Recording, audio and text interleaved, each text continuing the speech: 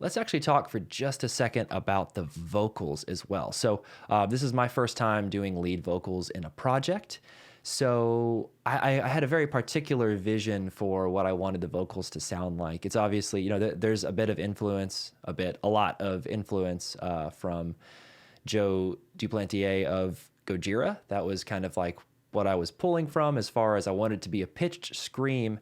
I wanted to be aggressive but melodic. So I was talking with our friend Zach, and we were listening to some of their songs in the car, and we were kind of going over, or we were actually discussing the way that his vocals sit in a mix, and also his performance. The harshness in his vocals it's very fine. The gravel is super fine. So that was something I was trying to accomplish with these vocals as well. So let me say no more. Let's actually take a listen to a couple of sections here. Since we've been jamming on this section, let's actually take a look at the vocals in this section. So what I've got here are basically two layers you could think of, I guess. There's the main vocal and then doubles of that vocal, which happen pretty much on all of the pitched scream sections. And then I've got this kind of weird textured scream that we'll take a look at here in just a second. Full disclosure, so how I got this scream tone that we'll hear in a second is actually kind of a mistake. So I was using Vocaline, and sometimes if you're familiar with using Vocaline, when you're lining up vocals, it can create these weird digital sounding artifacts, usually at the beginning and end of phrases. But I thought it sounded kind of cool with the screaming vocals, so I actually left it in, and then added some distortion on top of that, and it creates this really cool, almost digital sounding scream that reinforces what I'm doing on the main vocal. So let's just check out the main vocal first. Let me bring in some of the vocal delay and reverb and whatnot. The blows she gave you will break what they hold. So by itself, it's like, yeah, it's a guy yelling. All right. But when you add all the layers together, it does create this cool unison movement. So let's check it out with everything on for this section. The blows she gave you will break what they hold. Very cool. So let's take out the main vocal and just hear the weird digital scream. By itself, it sounds silly, honestly, but in the mix, I think it's pretty cool. The blows she gave you. Yeah, it's just this weird, distorted, breathy, I don't even know. It sounds like I got a bunch of phlegm in my throat, which I might have.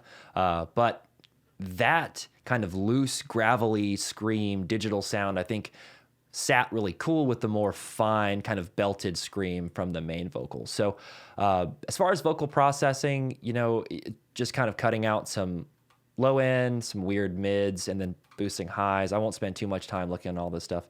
An instance of FG116 for the vocal compressor, some multi-band compression just to make sure. I didn't want to use a de-esser because we recorded the vocals with this 7B here, and I really didn't find that the 7B had a problem with any weird sibilance stuff.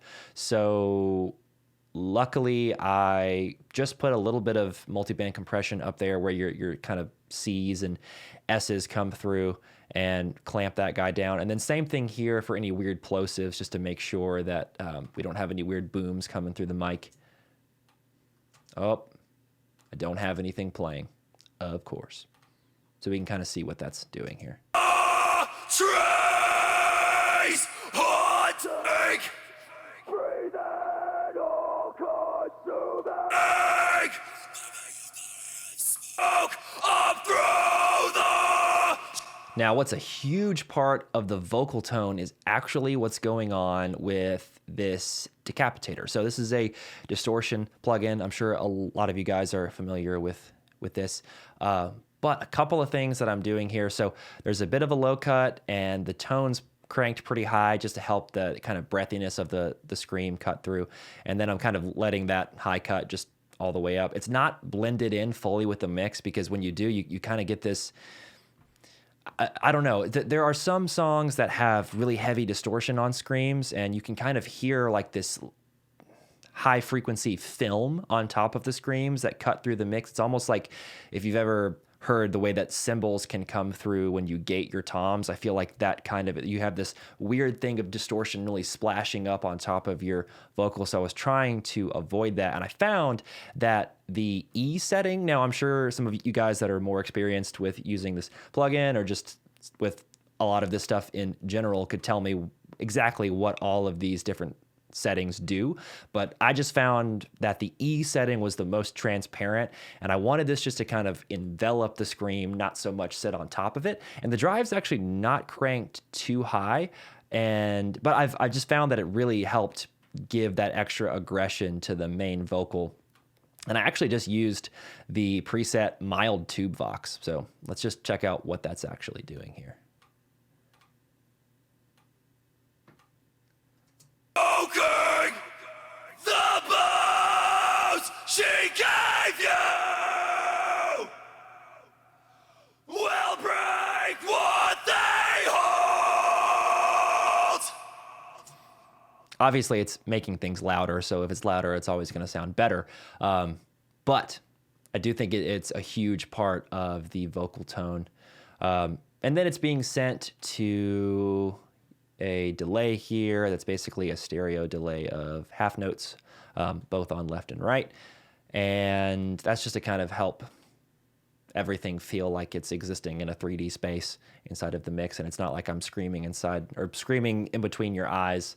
And then just to kind of help it sit in the mix as well, I'm doing a little bit of just cutting out the mid-range so that when it's delaying on top of itself, it's not creating some weird low mid build up. Same thing on the reverb here. And for the reverb, it's just an instance of Pro R that actually I just used a vocal gloss preset. I know, just kind of lazy. Used a preset here that I thought sounded great, and then adjusted the space and distance and also the character.